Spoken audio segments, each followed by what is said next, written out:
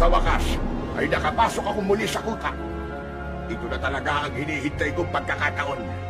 Bumanda ka sa akin ngayon, Mara. Kailangan ang tapusin ang kaibangan mo.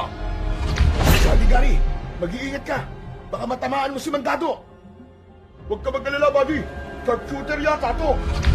Mga manananggal at mga wakwak, magsilabas kayo. Patayin ang pangahas na matanda na handang sa mga plano natin. Magandang araw po sa inyo, Sir Blair, at sa mga giliw niyong taga-suporta at tagapakinig sa inyong mga YouTube channel na The Voice Addict at mga kwento ni Apong Isaac. Tawagin niyo na lamang po ako sa pangalang Arnon. Itago na lang po natin ang pagkakakilanlan ng mga kabadyo. 45 anyos pa lang po ako noon at isang pulis. Pero ngayon ay retirado na at 65 anyos na. Hanggang ngayon ay aktibo pa rin po ako sa pagiging antingero. Nangyari po itong ibabahagi ko taong 1996 sa isang liblib na baryo na itago na lang din po natin sa tawag na Baryo Sinudlong. Matatagpuan po ito sa probinsya ng Bicol.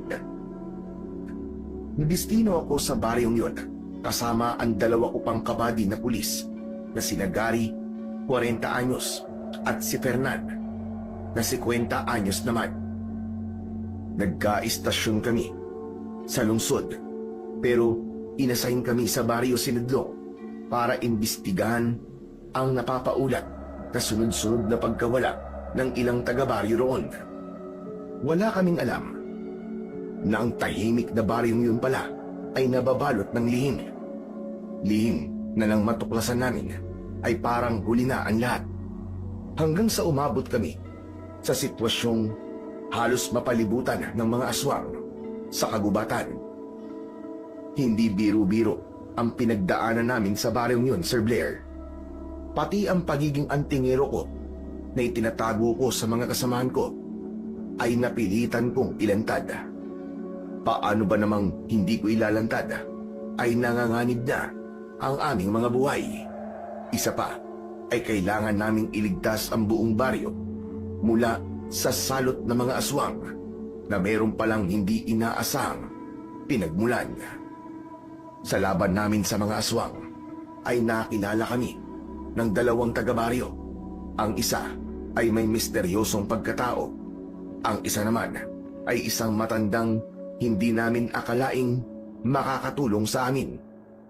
Ngunit may isa na hindi namin inaasahang lalong magpapakomplikado ng aming sitwasyon.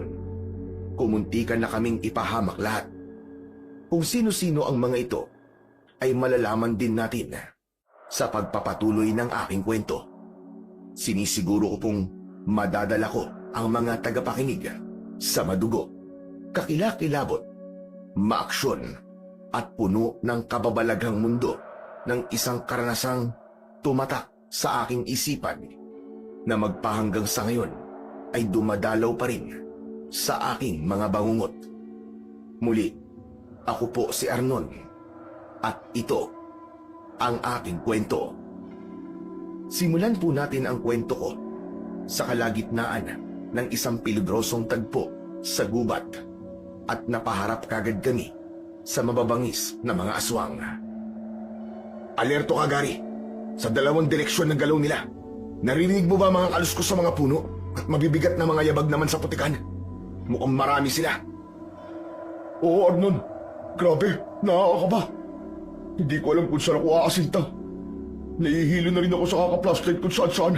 Mabibilis kumilos ang kanilang mga anino. Papalalim na ang gabi noon. Hula ko, mga 10:30 na. Naroon kami ni Gary sa kagubatan, sa gilid ng liblib na baryo ng Sinudlong. Nagpuputik na ang lupa, gawa ng katatapos lang umulan ng malakas.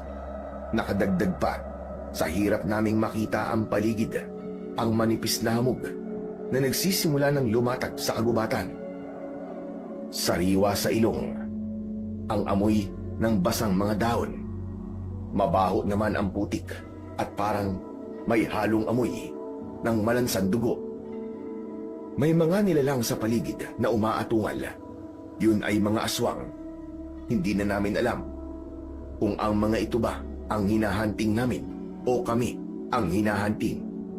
Lakad-takbo kami ni Gary at hindi magkanda-ugaga. Para na rin kasi kaming naliligaw sa gubat ng mga sandaling yon. Sa pagod at ingal namin, ay saglit kaming huminto para bumawi ng hinga nang mapansin naming medyo nawala na ang mga kaluskos. Huminto na muna tayo sandali, Arnon. Hindi ko na kaya, hingal na ako. Pahinga tayo saglit. Mukhang nailigaw naman na natin ang mga aswang. Nawala na ang mga kaluskos at yabag. Diyos ko, pagod na pagod ako. Saglit na saglit lang tayo ha. Baka umintulan din muna sila para pakiramdaman tayo. Alerto ka pa rin. Hindi basta-basta sumusuko ang mga aswang. Saka tignan mo, medyo umiilaw pa tong medalyon ko. Senyales na nasa malapit pa rin sila. Ang flashlight pala. Patayin muna natin. Baka matuntun tayo. Saka mga aswang ba talaga mga nasa paligid? Baka mababangis na hayop lang eh. Baka mga asong gubat. O kaya mga multo lang. Na iba-iba ang itsura. Hindi. Malabong atungal ng asong gubat ang naririnig natin kanina. Bakit ba kasi ayaw mo maniwala na may mga aswang? Hayaan mo, sa sitwasyon natin ngayon sa baryong to na inassign sa atin, mapapaharap ka talaga sa mga aswang. Tignan lang natin kung di ka pa rin maniwala. Walang ano-ano, pagkatapos kong magsalita, bigla ay may aninong mabilis na kumaluskos at bumaba sa puno malapit sa kinaroroonan namin. Dahil dito ay naalarmang napalingon kami ni Gary. Mabilis naming sinindihan ang flashlight at tinutukan yun kagad. Tinangka itong paputukan ni Gary gamit ang kanyang baril, pero napakabilis ng anino. Pagbaba naman ito sa lupa ay nataranta kami nang mabilis itong pumailalim sa ilalim naman ng lupa. Gumalaw at lumika ng umbok. Anak ng teteng! Pati sa ilalim ng lupa pumapasok! Ganyan ba ang aswang? May aswang na kayang magukay ng lupa. Yung aswang na nag-aay ng buhaya o bayawak. Sandali, may gagawin lang ako. Alam ko kung paano yung kontrahin. Hinipo ko ang nakabulsa kong medalyon. May medalyon din akong dala, maliban pa sa anting-anting nabigay sa akin ni Mang Dado. Umusal ako ng isang orasyon at inihanda ang baril ko.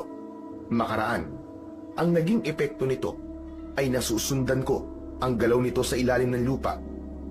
Kahit pa sabihing mabilis ang kilos, pati direksyon ng galaw ay nahulaan ko. Target nito si Gary, kaya naman sinabihan ko si Gary. Tumakbo ka sa malapit na puno, Gary, dali! Umakyat ka! Ikaw ang target ng aswang! Ako nang bahala sa kanya! Bilisan mo! Sa malas ay bigla pang nadulas si Gary sa maputik na lupa. Napakasama ng pagkakasubsob niya. Nang tangkain niyang bumangon, ay paulit-ulit pa siyang nadulas at muli lang ding napasubsob sa putikan. Sa malas ay nabitiwan pa niya ang hawak na baril. Anak ng teteng naman oo! Buwisit, Arnon! Tulungan mo ako! Doon na ako mabilis na kumilos. Inunahan ko ang aswang bago pa nito malapitan at masunggaban si Gary. Nang iputok ko ang baril ng 2 beses, ay sobrang lapit pa sa pwesto ni Gary ang naging posisyon ng aswang base sa direksyon ng umbok sa maputik na lupa. Nagpagulong-gulong pa si Gary sa sobrang gulat. Pero sa kabila noon ay natalsikan pa rin siya ng maitim na dugo nang tinama ang aswang. Lumantad dito sa lupa para lang umatungal ng nakakatakot. Saka bumulagta. Hayop na yan! Muntik na ako, Arnon ah! Teka! Kadiri! Ang baho ng tumalsik sa akin! Napakabaho! Pero hindi ko muna pinansin si Gary. Sa halip ay nilapitan ko ang bumulagtang aswang.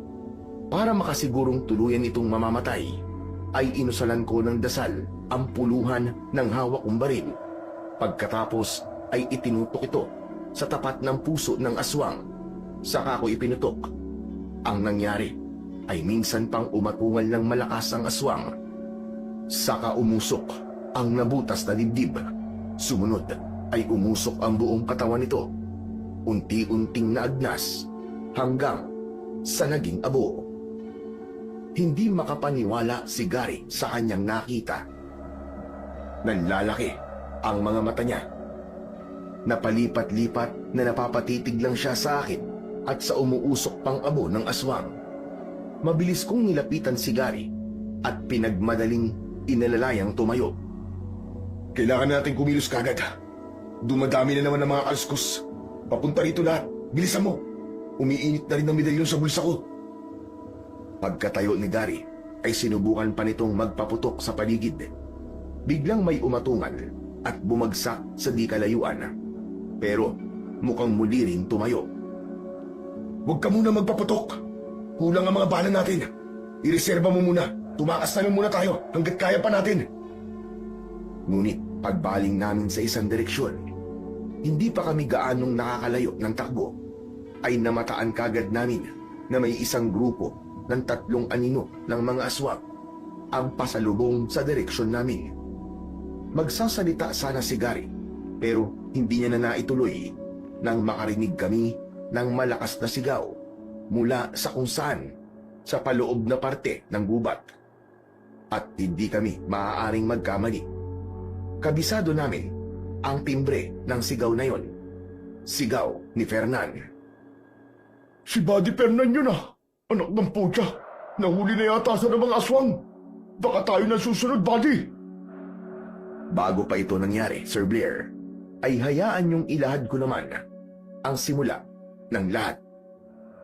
Ilang araw matapos kaming makausap ng aming hepe para sa aming assignment sa Barrio Sinudlong, ay dumating kami roon bandang 4:00 ng hapon.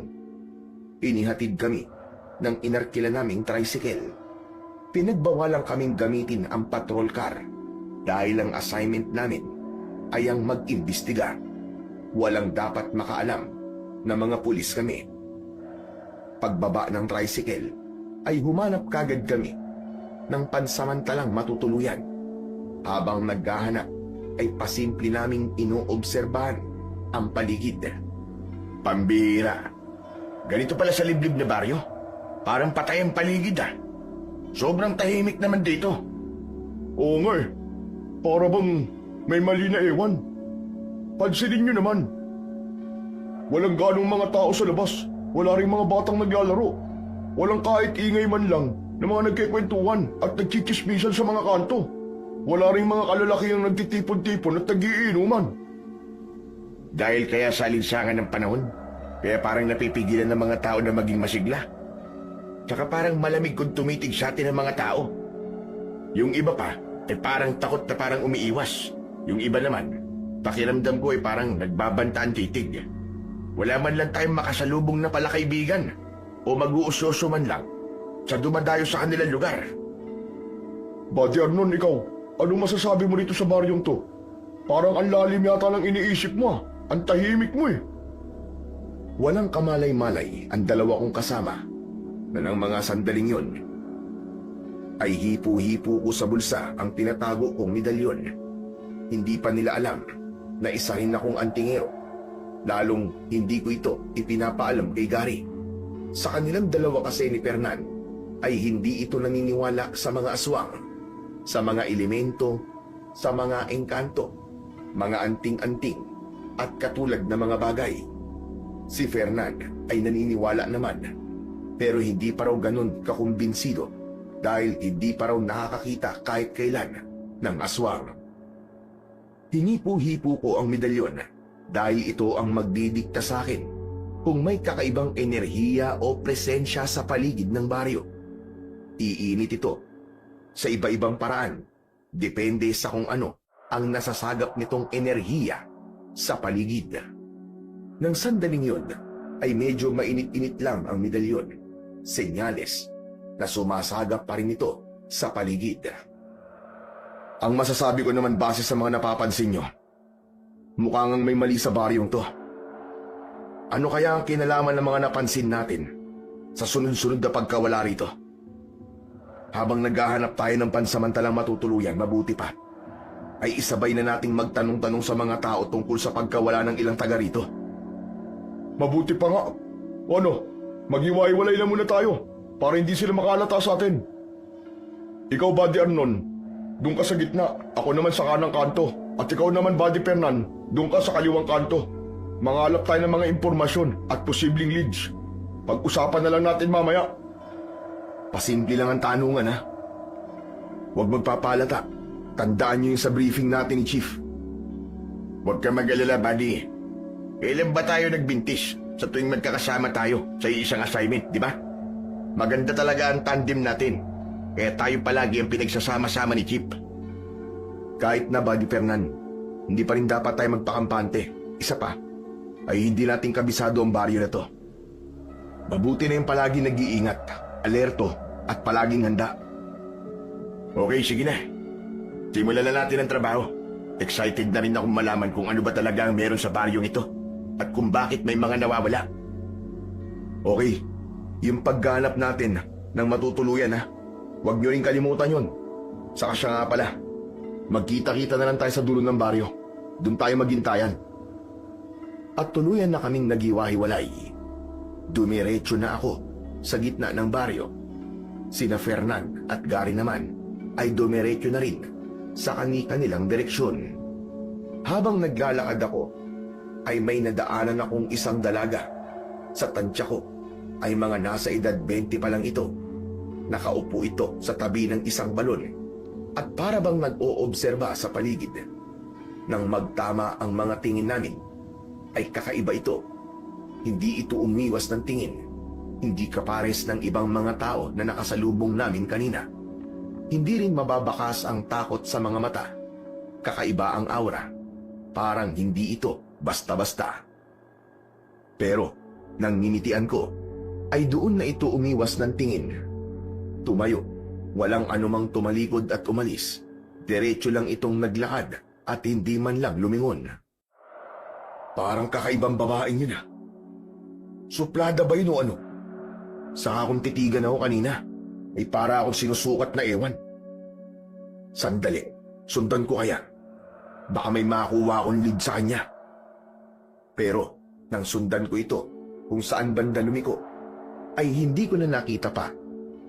Luminga-linga pa nga ako sa paligid, pero kahit saan ako bumaling, ay wala na talaga ang babae. Noon ko lang din naisip, nakapain ang medalyon ko, pero huli na. Di bale, baka makita ko ulit ang babaeng yun sa mga susunod na araw. Malalaman ko rin kung may kakaibang puwersa o enerhiya ang dalaga na yun. Nang nasa gitna ako ng baryo, ay sinimulan ko lang magtanong-tanong sa mga tao. Ilang bahay din ang dinaanan ko at tinanungan. May ilan ding idinaan ko sa kwentuhan. Napadaan din ako sa baryo hall. Naisipan kong kausapin ang kapitan. Pero, ng pagkakataong yun, ay wala ito roon at may nilakad daw na importante ayon sa mga kagawan roon na ang mga aura ay para bang nagsasabing hindi ako welcome sa kanilang baryo. Mag-aalas 6 ay nagkita-kita na kami ni Gary at Fernan sa may dulo ng baryo kung saan ay malapit na sa gubat. Natapos din namin ang pangangalap ng inisyal na mga impormasyon. Pinag-usapan namin ang mga ito sa lilim ng isang mayabong na puno. O ano mga buddy? Ano-ano ang mga nakalap nyo? Nakakainis. Iba-iba sila na kwento eh. May mga detalyeng parang hindi magkakatugma, pero pare-parehong sa gabi nawawala mga tao. Yun lang ang consistent. Parang ganun din sa mga napagtanungan ko, buddy. Tsaka para bang may sinasadya silang hindi sabihin. May natanong pa akong isang matandang babae na nanginginig habang nagkikwento. Tapos maya-maya lang, nang marami na siyang nasasabi, ayun, biglang hinila ng anak paloob. Agad akong pinalis at pinagsarahan ng pinto. Para talagang may tinatago sila na ayaw ipagsabi. Aba, may ganyan din ako nakausap kanina eh. Bigla ba naman pinigilan ng katabi nito? Tapos biglang iniligaw ang usapan? Tapos, ay bigla nang nalamlay sa pakikipag-usap sa akin. Ano kaya meron? Bakit ganun sila, no?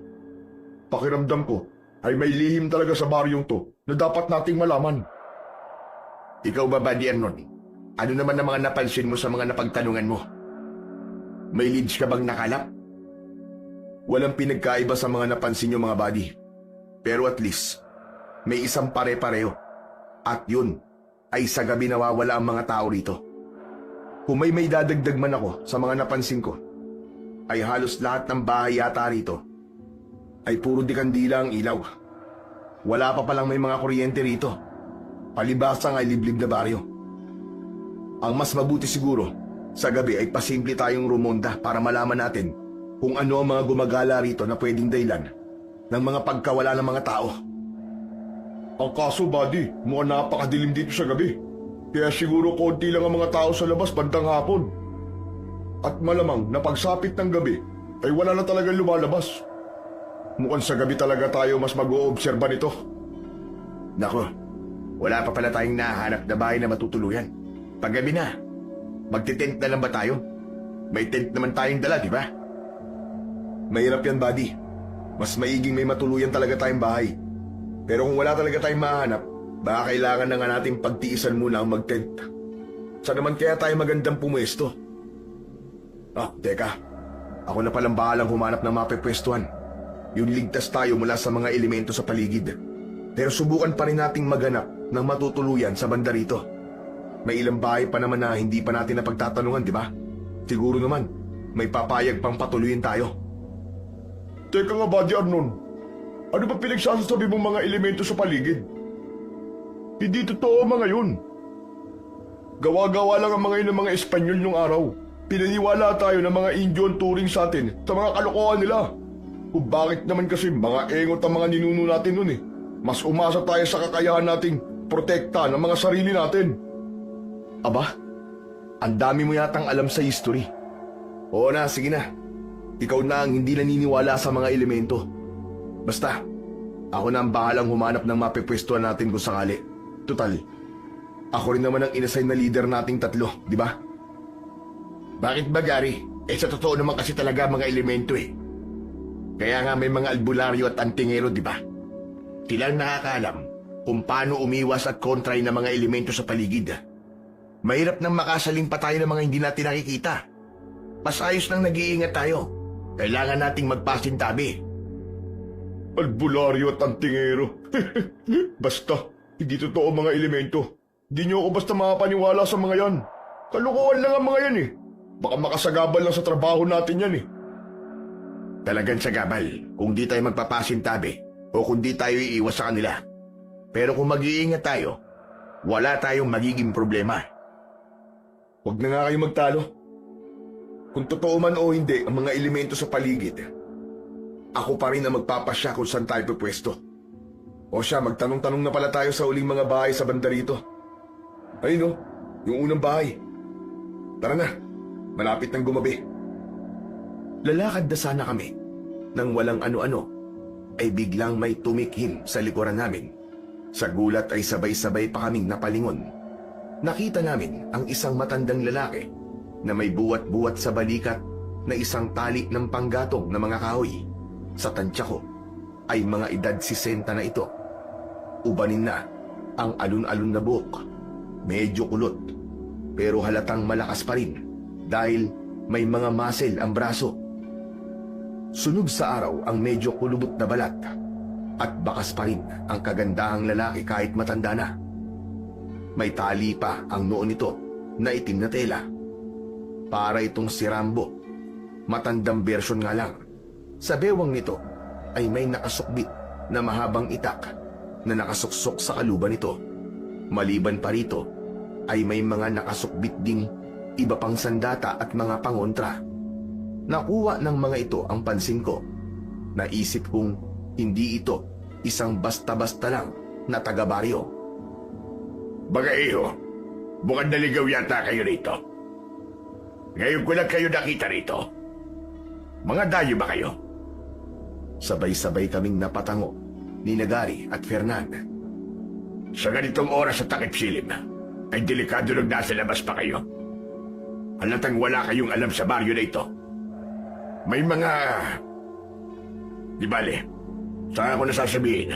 At baka sabihin yung tinatakot ko lang kayo. Sumunod kagad kayo sa akin sa bahay.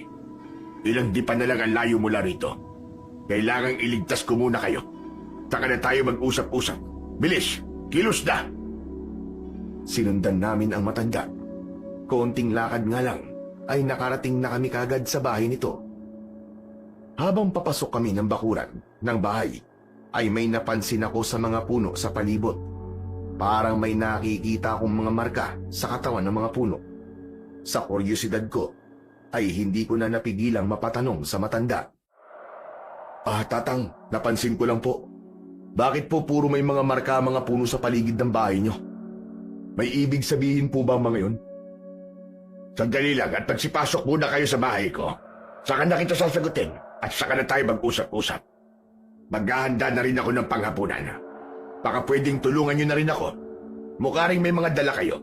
Isabay na natin sa lulutuin. Sige ho.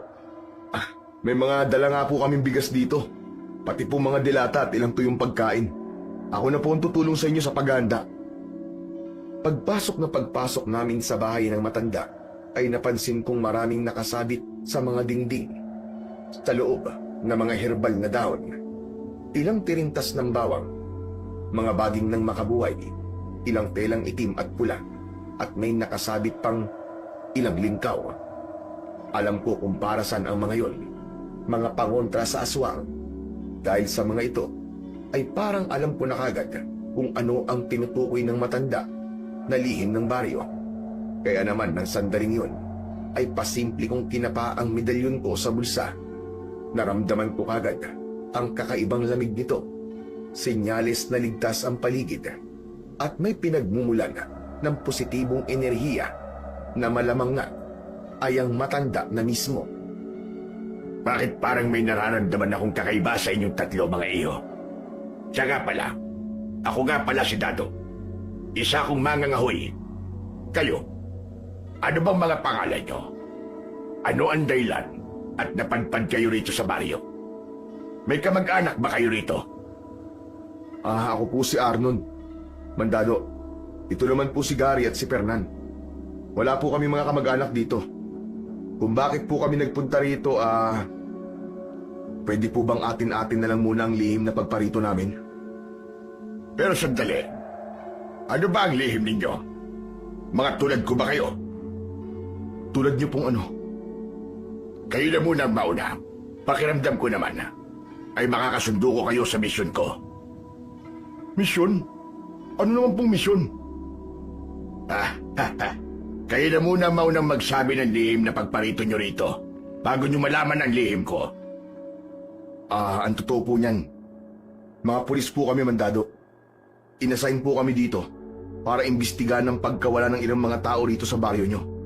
Yun po kasi ang ulat na nakarating sa estasyon. Ayaw po sana namin yun ipagsabi kahit kanino. Pero mukhang mapagkakatiwalaan naman po namin kayo eh. Sana po ay tayong apat lang po muna ang nakakaalam nito. Mga pulis lang pala kayo. Pulis lang? Nilalang niyo lang po ang pagiging mga pulis namin? Bakit? Ano po ba kayo? Hindi naman sa binabaliit ko ang pagiging mga pulis nyo. Pasensya naman kung yun ang pagkakaintindi nyo. Akala ko lang kasi ay katulad ko kayo. Isa kasi akong manunugis. Manunugis? Ano pong manunugis? Manunugis o tagatugis ng mga aswang. Nandito ako sa baryong ito para tugisin ang mga aswang dito. Ano? Manunugis kayo ng aswang? Nagpapatawa ba kayo, Manong? Bago pa makasagot si Mang Dado kay Gary, ay pasimple kong hinila saglit sa isang sulok ang matanda at binulungan. Halatang parang na-offend ito sa pagtawa ni Gary. Mang Dado, pasensya na po kayo. Pero ang kasamaan ko pong yan ay hindi po naniniwala sa mga aswang, engkanto at mga elementong hindi nakikita sa paligid. Para sa kanya, ay kalokohan lang daw po ang mga yun. Ganun ba? Naiintindihan ko na akong ganun. Mabuti na lang at ipinaliwanag mo kagad sa akin. Ayoko pa namang makipagtalo. Ang isa, Hindi rin ba naniniwala? Naniniwala naman po siya, pero mas makukumbinsi naman daw po siya kung personal siya makakakita ng mga aswang o engkanto, pati ng mga elemento. Aba, sa baryong ito, ay tiyak na makakaharap kayo sa mga aswang. Ikaw, Iho, naniniwala ka ba? Sa aming tatlo po, ay ako po ang pinaka naniniwala. Ang totoo po niyan, Manong, ay inililihim ko sa kanila ang isa ko pang kakayahan, maliban po sa pagiging pulis ko. At tingin ko po, ay hindi naman po tayo nagkakalayo ng papel. Mukhang tama yata ang nararamdaman ko sa'yo. Hindi ko maintindihan. Kung parang isa ka ring manunugis, tama ba ko? Parang gano'n na rin po. Isa po akong antingero, maliban po sa pagiging pulis ko. Pareho lang naman po tayong lumalaban sa mga aswang. Saka tama po ako na ang lihim ng baryong ito na sinasabi nyo kanina ay may kinalaman po sa mga aswang. Alam ko na kung bakit nagtiwala ka kagad sa akin tungkol sa sekreto ninyo. Malamang ay may taglay kang mutya o medalyon at nararamdaman mo ang enerhiya ko, tama ba? Tama po kayo, Manong. Pero atin-atin lang po muna ang pagiging antingero ko, ha? Ayoko po kasi makipagtalo sa mga kasamahan ko. Nasarado pa ang isipan. Mahirap talaga makipagtalo sa ganon. O siya, haharapin ko na mga kasama mo. Alam ko na kung paano sila pakikitunguhan na hindi nasasaktan ang kanilang pinaniniwalaan. At hinarap na nga muli ni Mang Dado, sina Gary at Fernan. Nawala ang kaninang inis sa mukha nito.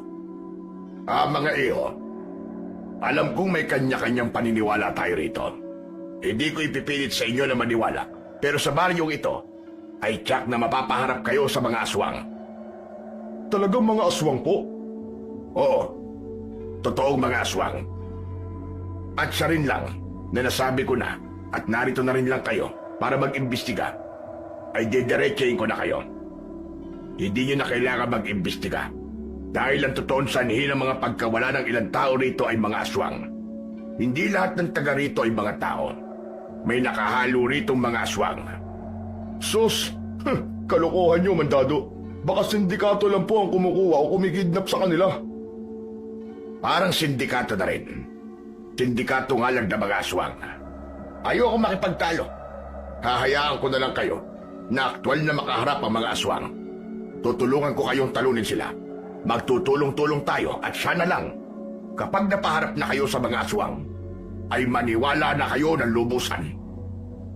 Aba, kung personal ko pong makikita ang aswang, ay talagang maniniwala na po ko. Ewan ko lang po dito kay Gary. Ang sabi niya kasi, gawa-gawa lang daw ng mga Espanyol yun nung araw. Siguro kahit personal ko pang makita ang aswang, hindi pa rin ako maniniwala. Kahit hayan na at lalapain ka na, hindi ka pa rin maniniwala. Hindi mangyayari yun. Gigising lang ako dahil baka panaginip lang yun. Ano ako, sira? Sa narinig namin yun kay Gary, ay pare-pareho kaming sobrang nagpipigil na tumawa ni Mang Dado at Fernan. Pare-pareho pa kaming napapatalikod para hindi makita ni Gary. Tsaka ho pala, Mandado. Yung tanong po kanina ni Buddy Arnon, bakit po pala may mga marka mga puno sa palibot ng bahay nyo? Huwag niyo pong sabihin may kinalaman na naman po mga yun sa mga aswang. Yun ba? Ganun na nga Iyo. Lahat ng nakikita nyo rito sa bahay ko, kabilang na mga nakasabit sa mga dingding, bintana at pintuan, ay may kinalaman lahat sa mga aswang. Bilang isang matagal lang manunugis, ay yun lang naman ang dapat asahan sa akin. Kaya sana, ay irespeto na lang ninyo ang papel ko sa lipunan. Hindi naman masama ang papel ko, hindi ba? Ang layunin ko ay pumuksa ng mga kampo ng kadiliman at iligtas ang mga taga-baryo. Tama po kayo. Kaya Gary, matuto kang rumispeto ng ibang paniniwala. Wala rin namang ipinagkaiba ang papel natin bilang mga pulis sa papel ni Mandado bilang manunugis ng mga aswang. Pareho tayong tagapuksa ng mga kampo ng dilim sa lipunan at tagapagtanggol ng mga mamamayan. Tama. Tama yun.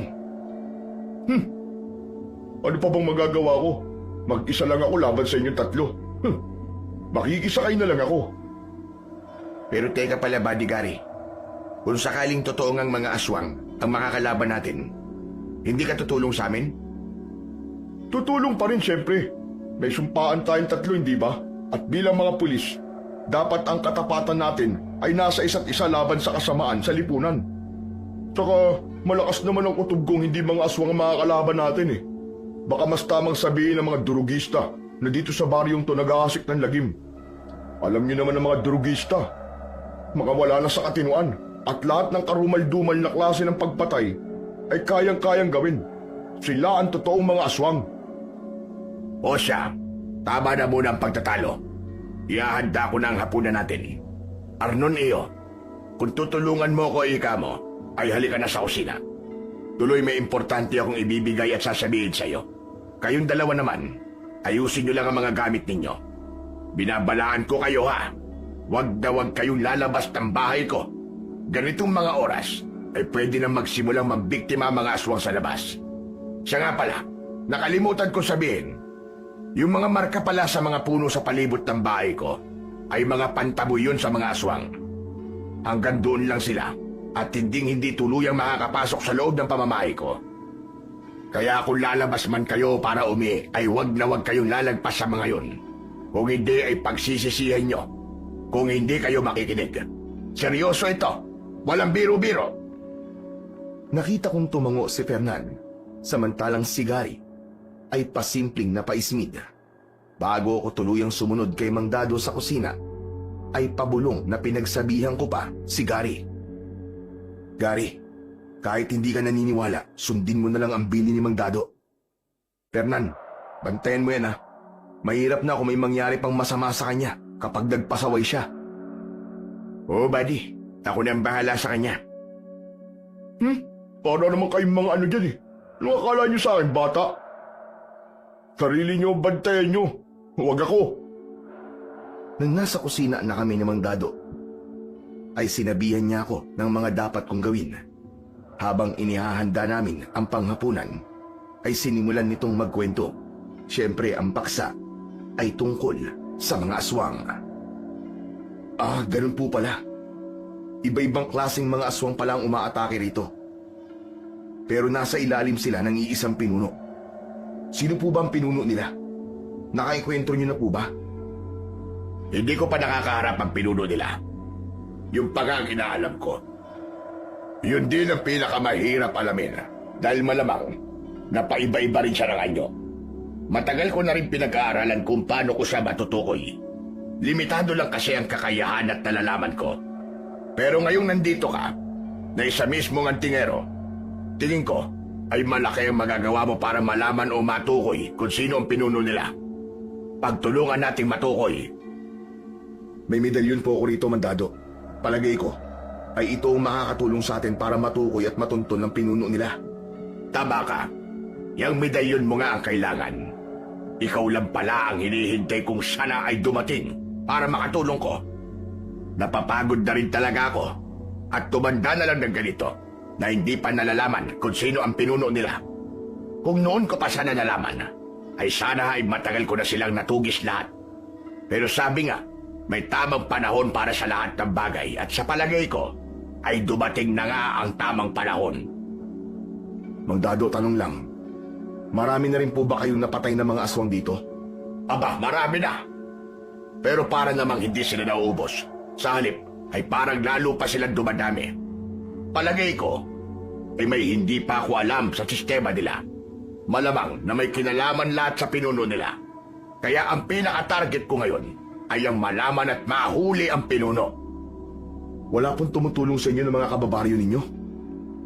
Dati meron, pero habang tumatagal, na lalo naman dumadami at lalong bumabangi sa mga aswang, ay natakot na sila. Saka lahat ng mga tumutulong sa akin ay iniisa-isa rin ang mga aswang. Habang sa tuluyan na silang sumuko at hindi na nila ako tinutulungan. Lalo tuloy akong naawa sa kalagayan nitong baryo. Nagmistulang mga alagang hayop na lang sila ng mga aswang na anumang oras sa gabi ay manghuhuli sila ng kakatayin o lalapain. Takot naman silang lisanin ng baryo dahil susundan pa rin sila ng mga aswang at idadamay ang kanilang mga kaanak. Mabuti po at hindi kayo pinagtutulungan puntiryahin ng mga aswang. Paanong hindi pa po nila kayo napapatay? Ganyang mag-isa nyo lang pala na lumalaban sa kanila. Yun ang hindi nila magagawa sa akin. Isa na kasi akong manunugis. Basta iyo. Saka mo nilang malalaman ang isa ko panlihim. Sa ngayon, ay hindi mo na pwedeng sabihin yun sa'yo. At baka may mangyari sa akin na masama. Saka na, kapag natalo na natin ang pinuno ng mga aswang. Sa sinabing yun ni Mang Dado, ay malalim akong napaisip. Gusto ko siyang pag-alinlanganan at parang gusto kong isipin na sangkot din siya sa mga aswang. Pero nang palihim kong kapain ang medalyon ko sa bulsa, ay malamig pa rin naman ang pakiramdam ko rito. Ibig sabihin ay hindi siya kampo ng dilim. Pero oras na uminit kahit man lang bagya ang medalyon, habang katabi ko siya ay mangangahulugan na kasabwat siya ng mga aswang. Siya nga pala, Arnon, may ibibigay ako sa'yo. Sandali at kukunin ko lamang sa kwarto ko. Maghintay ka dyan. Isang mahalagang bagay yun na makakatulong ng medalyon mo. Saglit akong iniwanan ni Mang Dado. Pagbalik nito ay may hawak na itong isang bagay na nakabalot sa puting tela. Nang kalagan nito ng matanda, ay tumambad sa akin ang isang kulay berdeng bato na parabang diamante. Kumikinang ito sa tama ng liwanag ng apoy sa kalan. Ano ho yan, Mang Dado? Batong hiyas? Nagkakamali ka. Hindi ito isang batong hiyas. Isa itong mutya. Mutya ng bininyuhay na enerhiya ng kalikasan. Binanyuhay? Ano pong ibig sabihin ng binanyuhay? Ngayon ko lang po narinig ang salitang yan. Binanyuhay? Yung parang sa nangyayari. Isang paro-paro. Bago ito maging paro-paro, ay isa muna itong hamak na higad lang. Mula sa pagiging higad, ay nabago siya tungo sa pagiging isang paro-paro. Ang mutyang ito ay nabuo mula sa isang masama o hamak na kalagayan. Nabago at naging alagad ng liwanag. Husa itong nalikha para sa layuning matalo ang mga aswang dito. Pero bakit hindi niyo pa po natatalo ang mga aswang gayong meron po kayong ganyan? Saka, bakit balak niyo pong ibigay sa akin? Hindi kasi ito para sa akin. Hindi ito gagana sa akin. Isang katulad mong antingero ang kailangan. At bakit naman po hindi gagana sa inyo? Gayong kayo po ang nakakita at nakakuha niyan. Hindi naman po ninyo makikita lang yan ng basta-basta kung hindi po kayo ang karapat-dapat dyan. Tanggapin mo na ito, iyo.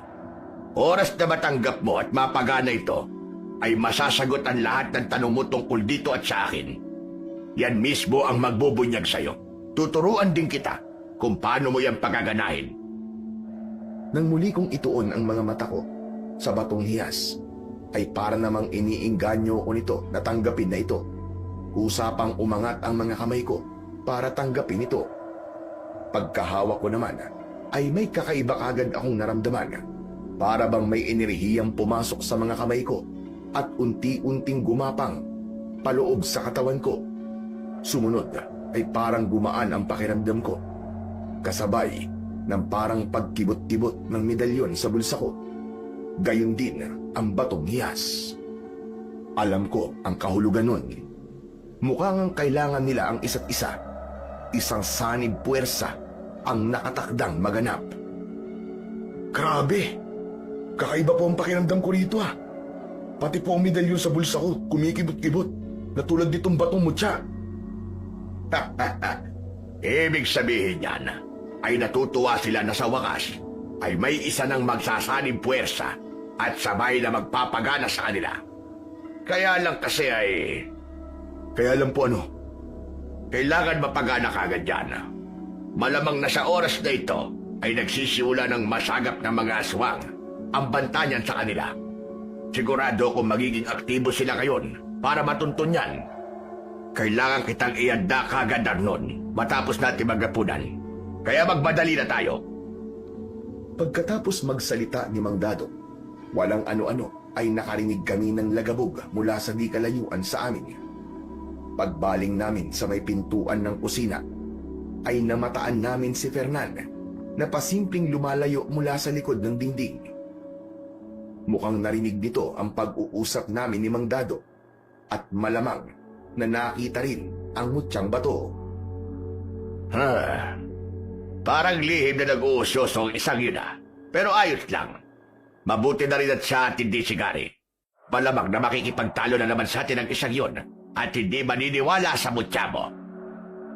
Kay Fernan, ikaw na ang bahalang magpaliwanag kung sakaling magtanong siya. Matapos naman naming maghapunan, ay pasimple na akong inaya ni Mang Dado sa kusina. Sinenyasan niya akong sumunod. Pero bago ako sumunod, ay kinausap ko muna sina Fernan at Gary. Sinabihan ko silang maganda dahil sa banta ng posibleng pagsalakay ng mga aswang. Maging alerto kayo mga badya. Kahit may mga pangontra sa paligid nitong bahay ni Mang Dado, ay hindi pa rin dapat tayo magpakampante. Ikaw, Buddy, hindi ka ba maghahanda? Maghahanda siyempre. Pero tutulungan ko muna si Mang Dado sa pag-uurong ng mga pinagkainan natin. Maghahanda? Hindi na kailangan, buddy. Lagi naman akong handa eh. Pero hindi dahil sa aswang-aswang na pinaniniwalaan nyo Handa ko sa anumang hindi inaasahan. Sige na, umalis ka na. Tulungan mo na si Mang Dado. Tuloy pag-uusapan namin ni Fernan kung ano magandang strategy ang gagawin natin bukas sa paghanap ng leads. Malakas talaga ang kutob ko na may mga sugapa rito sa baryong to. Kayong bahala. Basta kapag may aswang na biglang lumitaw sa paligid, puntiryain nyo kagad sa tapat ng puso o kaya sa ulo. Sa ganung paraan ay patay kagad sila. Pagtalikod ko at nang papasok na ako sa kusina, ay pasimple akong lumingon sa dalawa. Napansin ko si Fernan na may ibinubulong kay Gary. Si Gary naman ay nakaismid at mariing umiiling. Pagpasok ko sa kusina, ay isinara kagad ni Mang Dado ang pinto at tinarap ako. Inumpisahan kagad na turuan ako kung paano paganahin ang mutyang bato. May inusal pa itong kung anong orasyon sa wikang hindi ko maintindihan. Para bang Latin na para namang hindi. Bagyang umilaw ang mutya. Naglabas ito ng mainit-init na enerhiya na unti-unting sinisipsip ng katawan ko hanggang sa umabot sa ulo ko. Sumunod ay parang may bumubulong sa isip ko. Mga bagay na may kinalaman sa mutya at ilang bagay tungkol kay Mang Dado. Nalaman kong si Mang Dado pala ang mismong dahilan kung bakit nabuo ang mutya. Nagtatakang napatitig ako sa matanda. Kayo po ay dating alagad ng dilim na ngayon ay bumaling na sa kabutihan? Ako nga, Ardon. Ako ang dahilan kung bakit nabuo ang mutya na yan. Anong alagad po kay dati ng dilim? Sabi niyo kapag gumana to, lahat ng tanong ko tungkol dito at sa inyo ay masasagot. Pero bakit para naman pong hindi sinagot lahat? Hindi minsanan ang pagsagot sa maraming tanong iyo. Kailangan din ng akbang panahon kung kailan dapat ibunyag ang sagot. Sa ngayon, ay baka hindi pa akma na masagot kagad ang ibang tanong mo. May ibang mga salik na isinasaalang-alang ang mutya. Napatango ako roon. Kung sa bagay nga, ay may katwiran naman yun. Dapat talaga ay matuto tayong maging mapagpasensya at marunong maghintay. Ngayon naman, aralin mo kung paano iakmay ang enerhiya ng mutya sa medalyon mo. Ikaw nang bahala roon. Yang medalyon mo na ang magtuturo sa iyo. Siya nga ho pala, Mang Dado. Maalala ko lang po yung isang dalagang nakita ko rito dati sa baryo, sa tabi po ng isang balon. Lahat po ba ng taga rito ay kilala po ninyo? Hindi. May iba pa rin na hindi ko kilala. Ang iba ay hindi palalabas. Isa pa, may mga aswan din pabago-bago ng anyo kahit saan yung tao nila. Isa pa nga yun sa nagpapatagdag sa hirap na matukoy kung sino ang pinuno nila. Meron namang mga aswang na matapos mambiktima ay ginagamit ang katawan ng kanilang mga nabiktima. Ikaw, ngayong nasa iyo na rin ang mutya, idagdag pang medalyon mo, kaya mo na sigurong tukuyin ng isang aswang na nagpapanggap na tao sa umaga. Taganang sa akin, hindi ko mapaganay ang mutya dahil ako mismo ang nakapagpalabas dyan. Ibang alagad ng liwanag ang tanging makapagpapagana. Kaya hirap din talaga ako noon na kumilala sa pagitan ng aswang at tao sa umaga. Pero ngayong nandito ka na, ngayon na ang panahon para tugisin at lipulin lahat ng mga aswang dito. Kailangan maibalik sa dati ang lahat. Anong ibig niyo sabihin na maibalik sa dati ang lahat? Malalaman mo rin sa takdang panahon, Arnon. Yang mutya mo na ang bahala sa'yo. Basta ang masasabi ko lang ay isa ka na ngayong malakas na puwersang katatakutan ng mga aswang. Kaya humanda ka. Ngayong gabi mismo ay magsisimula na ang totoong laban sa mga aswang. Pagkasabi mismo nun ni Mang Dado, walang ano-ano ay nakarinig kami ng sunod-sunod na mga kaluskos at mahihinang mga atungal sa labas ng bahay. Nanlaki ang mga matang napatingin sa akin ang matanda. Ako naman ay nagtataka. Mang Dado, ano pong ingay ang mga yun? Ang mga aswang ang mga yon, Arnon. Natuntun ka na nila. Atat na silang lapain ka at sirain ang kapapagana mo palang namutya. Kasabay niyan ay mambibiktima na rin sila na gagawin nilang alay ngayong gabi. Nang sandaling yun, ay bigla rin kaming nakarinig ng malakas na sigaw mula sa kapitbahay ni Mang Dado na hindi naman gaanong kalayuan. Lumarawan sa mga mata ng matanda ang matinding pag-aalala at pagkataranta. Diyos ko, gan muna kayo mga iyo. Kailangan kong rumisponde kina Kaamor. Baka mailigtas ko pa ang anak nila. Mga kabataan ang paboritong ialay ng mga aswang. Hindi pwedeng maialay nila ang isang malakas na kabataang tulad ng anak ni Kaamor. Sa sobrang pagkataranta, ay mabilis nang lumabas kaagad si Mang Dado. Sina Fernan at Gary naman ay mabilis na napatakbo sa akin. Pareho silang naguguluhan at walang ideya sa nangyayari. Ano nangyayari, Buddy Arnon? Ano sigaw yun? Saka may naririnig kami mga kaluskos sa paligid at mga atungal ng kung anong nilalang sa labas. Mga aswang na ba mga yun? Tama. Mga aswang nga yung Buddy Fernan. Nakaabang sa akin ang mga aswang. Nang biktima rin sila ng kapitbahay ni Mang Dado, lumabas siya para tumulong at iligtas ang anak daw ni Kaamor. Ano sabi mo? As in aswang talaga? Lumabas din tayo at tulungan si Mang Dado. Ano pala yung hawak mo, Arnon? Bakit parang umiilaw yan? Nang muling may sumigaw mula sa kapitbahay, kasunod ng ilang ulit na malakas na mga atungal ng mga aswang, ay nataranta na kaming tatlo ni na Fernan at Gary. Kaya naman, ay hindi na kami gaanong nakapag-isip pa. Anak ng putya. Tara mga kabady, tulungan natin si Mang Dado. Ihanda niyo ang mga flashlight at mga baril niyo. Pero paano kung totoo mga aswang ang makakasalubong natin sa labas, pare? Hindi, baka mababagis sa mga hayop lang ang nasa labas. Huwag mo ang takutin ang sarili mo, Fernan. Pambihira ka, oo. Huwag kayong mag-alala mga kabady. May taglay akong mga anting-anting, itong mutya at ang medalyon ko. Ano kaya kung ibigay mo sa akin ng isa, Buddy? Para tulungan tayo kung sakali. Hindi pwede, buddy. Hindi mo to alam paganahin. Saka ako nakapagpapagana nito. Makakatulong din to ng medalyon ko laban sa mga aswang. Sus, ang daming panchechi-burechi, Arnon. May paanting-anting ka pang nalalaman dyan. Manong tara na sa labas. Naririnig ko na ang iyakan ng mga kapitbahay. Bilisan na natin. Ngunit naging padalos-dalos kami ng sandaling yon. Paglabas namin, ay nakalimutan din namin ang mga punong may marka sa palibot ng bahay. Nakalagpas kami kagad sa mga ito, bunga nito. Sa gulat namin, ay agad kaming sinugod ng mga aswang. Dahil nabigla kami nang lubusan naming makita ang pagkakabangis at iba-ibang itsura at anyo ng mga ito, ay agad kaming napakaripas ng takbo sa kung saan direksyon. Nakalimutan namin bigla na may dala nga pala kaming mga baril. Walang patid ang pagtakbo namin hanggang sa mapadpad kami sa gilid ng gubat. Doon naman namin naisipang magtago. Wala kaming kamalay-malay na ang gubat pala mismo na yon ay maraming mga aswang na nakaabang. Nang saktong maglalabasa na sana ang mga ito, ay bigla namang mabilis na napaatras at nagsipagtago ang mga ito nang magsimulang pumatak ang mga butil ng ulan. Uulan pa yata mga buddy, Paano to? Lalo tayo mahihirapang takasan ng mga aswang.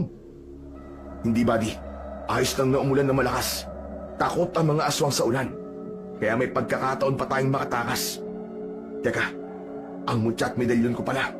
Kailangan ko samantalang paganahin. Magtago muna tayo sa mga palumpong. Totoo ba naman kasi ang mga anting-anting mo na yan, buddy? Alam mo, parang kang timang eh. Totoo mga anting-anting niya, Gary. Tignan mo naman medyo umiilaw ang hawak niyang bato. Nakakainggit nga eh. Dahil siya ay may ganyan samantalang tayo ay wala. Saka nakita mo naman ang mga aswang kanina, di ba? O ano? Naniniwala ka na ba? Sige na, Buddy Arnon. Paganahin mo na nga mga yan. Kung gagana nga, kailangan natin makabalik sa bahay ni Mandado sa lalo madaling panahon. At pinagana ko na nga ng sabay ang mutya at medalyon ko. Ginabayan ako siyempre ng medalyon kung paano sila ipagsasanib puwersa. Hindi naman nagtagal ang proseso at tagumpay kong napagsanib ang mga ito. Ang mutsyang bato, ang balay sumanib sa medalyon at naging isa na lang sila. Ang medalyon ko ay naging kulay green na bahagyang umiilaw. Manghang-mangha sina Fernan at Gary habang nakatitig dito. Si Fernan ay napansin ko na para bang may halong panghihinayang sa kanyang mga mata. Aba, ang galing naman. Pero nasaan ang batong yes, buddy? Sa akin mo na lang sana ibinigay yun. Tanga, hindi ba nakitang sumanib ang batong green sa medalyon niya? Tsaka Arnon, matanong lang, bakit may ganyan kang anting-anting ha? Anong klaseng tao ka ba? Tao ka ba talaga? Alam ko na, buddy. Antingero ka, no? Ngayon ko lang naalala na ang ganyang medalyon ay sa mga antingero. Tama. Antingero ka nga, buddy. Antingero? Weh, kalokohan mo! Maya-maya, magpapaliwanag pa lang sana ako nang biglang tumila ang malakas na buhos ng ulan. Kasunod nito ay narinig kagad namin ang muling pagsisimula ng mga kaluskos at mga atungal sa paligid. Senyalis yun na naglalabasan na muli ang mga aswang. Patay! Naglalabasan na naman ang mga aswang. Kailangan na natin kumilos. Teka, at kukonsultahin ko lang tong medalyon kung ano ang dapat nating gawin. Ang ibinulong sa akin ng medalyon ay kailangan daw naming mas pumasok pa sa loob ng gubat. Nasa kalagitnaan daw ang kuta ng mga aswang. Umanda raw kami dahil mapapalaban kami sa maraming mga aswang na makakasalubong namin. Sinabihan din akong dasalan ang mga baril ni na Fernan at Gary. Umanda kayo mga buddy. Mapapalaban tayo sa maraming mga aswang dito sa gubat. Nasa kalagitnaan pa lang kanilang kuta. Ang mga baril nyo, ilabas nyo. At dadasalan ko sa pamamagitan nitong medalyon. Gary, huwag ka nang umangal pa ha. Ilabas mo na rin na sayo. Napilitan man, ay nakaismid na sumunod din si Gary. Pero nang makita niyang may lumalabas na kulay green na usok mula sa medalyon ko, at unti-unting nasisipsip ng kanyang baril, ay namamanghang nanlalaki ang mga mata nito. Totoo nga may anting-anting ang medalyon mo, buddy. Anong mangyayari ngayon sa mga baril namin ni Fernan? Hindi ko pa alam, buddy. Malalaman pa lang natin mamaya. Teka pala, Arnon. Lulusog talaga tayo sa kuta ng mga aswang? Ganun na nga, buddy Fernan. Huwag kayong matakot. Gagabayan tayo ng medalyon ko. Panahon na raw para lipunin natin ang lahat ng mga aswang at para maibalik sa dati ang mga dapat maibalik. Eh si Mandado, paano na siya? Huwag na muna natin siyang isipin. Isa siyang hindi basta-basta na manunugis. Kaya niya ang sarili niya. Sa kasabi niya ay hindi raw siya basta-basta matatalo ng mga aswang. May angkin siyang kakayahan na hindi natin alam. Isa pa, ay walang babala sa akin tong medalyon ko tungkol sa kanya. Ibig sabihin, ay wala tayong dapat ipag-alala sa kanya. Ganun ba? Kung ganun, tara na! Handa na ba kayo? Handang-handa na ako, buddy. At excited na rin. Eh, ikaw, Gary. Handang-handa na rin, tol. Kung ganun, tara na. Alerto kayo, ha. Ang puntiryahin ninyo ay ang kanilang puso o ulo. Huwag kayong basta-basta na magpapaputok ng baril. Limitado lang ang mga bala natin.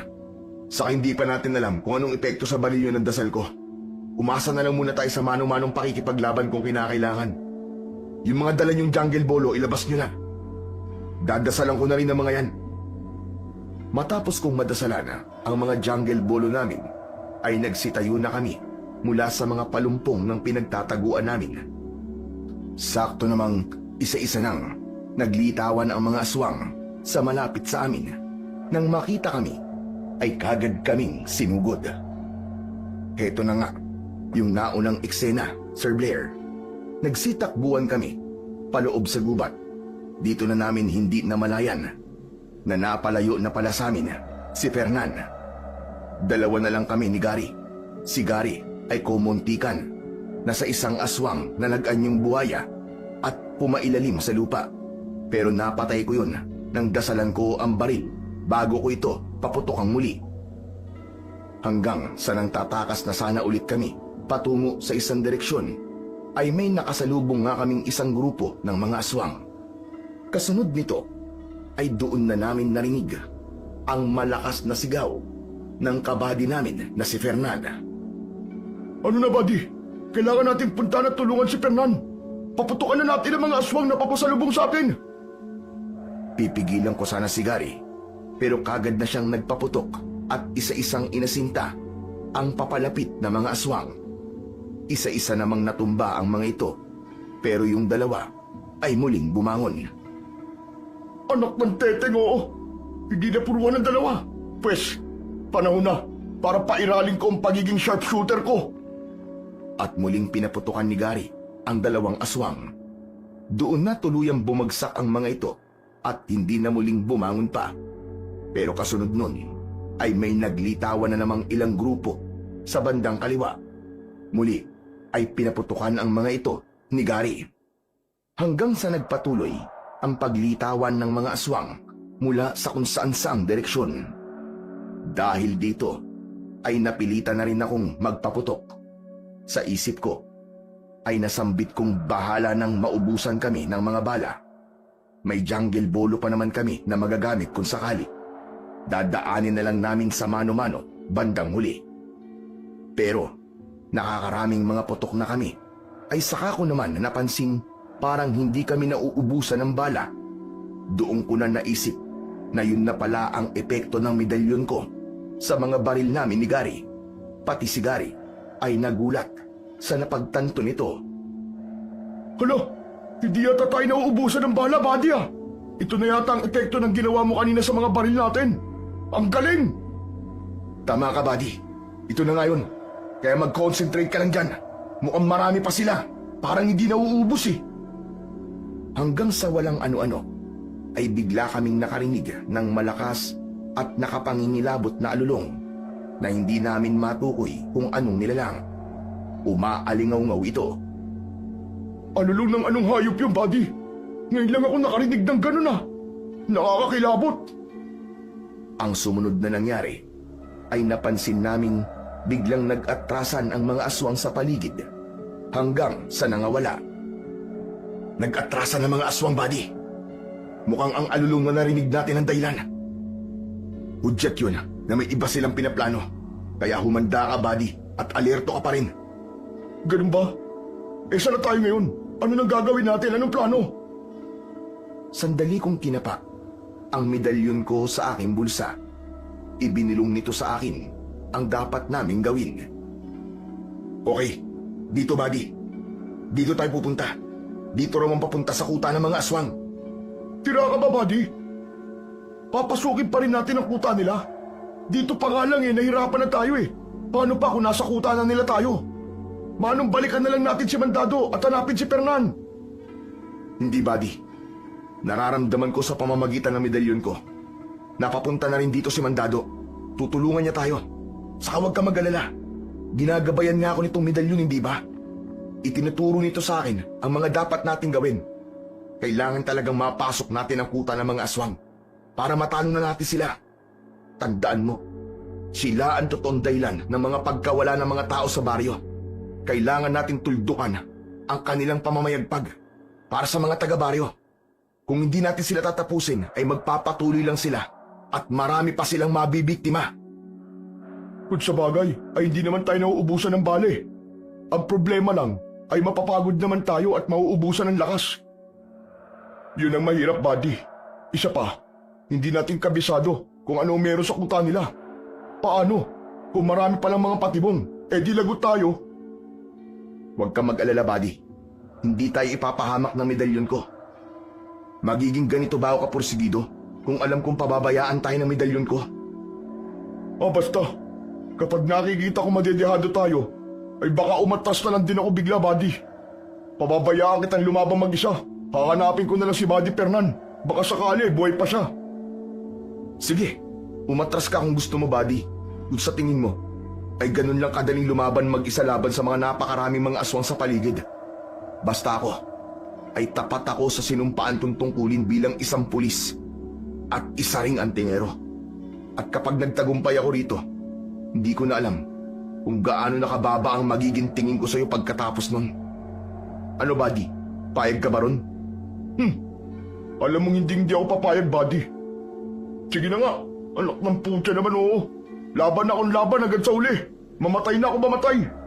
Basta, buddy, kasalanan mo ang lahat, ha. Sa'yo ang sisi hanggang sa kabilang buhay. Yan ang buddy ko. Huwag kang mag-alala, buddy. Dahil sigurado mapagtatagumpayan natin to. Malakas ang medalyon ko. Isa pa. Baka nakakalimutan mo, buddy.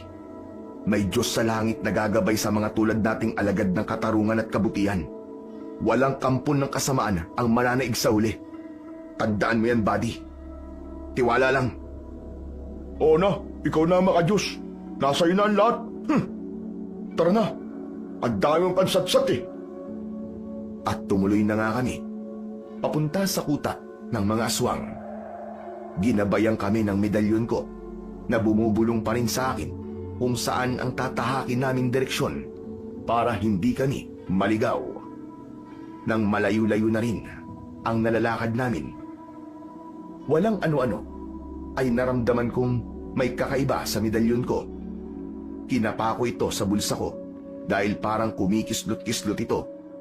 Hindi ko maintindihan kung bakit bigla na lang itong salitang uminit at lumalamig. Sinubukan ko rin itong bulungan at tanungin kung anong nangyayari, pero hindi ito sumasagot. Nang tuluyang ko tong ilabas, ay napansin ko na pumusyaw ang kulay nito. Buddy, anong nangyayari dyan sa medalyon mo? Bakit parang biglang naging luma na ang itsura niyan? Di ko nga rin maintindihan, buddy. Nalilito ko. Wala talaga akong ideya. Walang ano-ano ay biglang may nagsalita mula sa likuran namin. Boses babae. Paglingon namin ni Gary ay nakita namin ang isang dalaga. Yung nakita ko yun dati sa may balon. Nang aakit ang pagkakangiti nito, pati na ang mga mata. Mga Ginoo, naliligaw ba kayo? Hayaan niyong akayin ko kayo sa dapat ninyong patunguhan. Teka. Sino ka ba, miss? Bakit nandito ka sa gubat? Hindi ka dapat narito sa gubat. Mapanganib dito. Baka kumapano ka. Ito nga pala, sugo ko ng isang diwata rito sa kagubatan. Narito ako para akayin kayo sa tamang landas na dapat yung paroonan at para protektahan kayo laban sa mga aswang. Ako nga pala si Mara. Ang kuta ng mga aswang ang hinahanap niyo, tama ba? Saglit akong napaisip doon. May diwata pala sa kagubatan. Naisip ko ring baka mas ito ang dahilan kung bakit bigla na lamang nag-atrasan kanina ang mga aswang. Yung malakas na alulong naman kanina ay baka hudyat lang yun sa mga aswang na may sugo nga ng diwata na dumating at si Mara ngayon. Teka, kung di ako nagkakamali. Ikaw yung babaeng nakita ko dati sa may balon. Tama ba ako? Oo, ako nga yun. Nag-oobserba ako ng sandaling yun sa baryo. At alam kong kaya kayo dumating ay para tugisin ng mga aswang dito. Kayo ang nakatakda. Ibig sabihin, alam mo kung nasan ang kuta ng mga aswang? Oo. At sasamahan ko kayo ron. Ang totoo ay naroon na ang isa niyong kasama. Hinihintay niya na kayo. Ano ka mo? Si Fernan? Nandun na? Paano nandun na siya kagad? Parang imposible yun ah. Eh di nalapa na siya ngayon ng mga aswang dun. Hindi. Protektado ko siya. At nasa ligtas siyang lugar ngayon dun sa kuta. Hindi siya basta-basta malalapa ng mga aswang. Subo siya ng diwata, Gary. Malamang nga na nasa mabuting kalagayan dun si Fernand kahit nasa kuta pa siya ng mga aswang.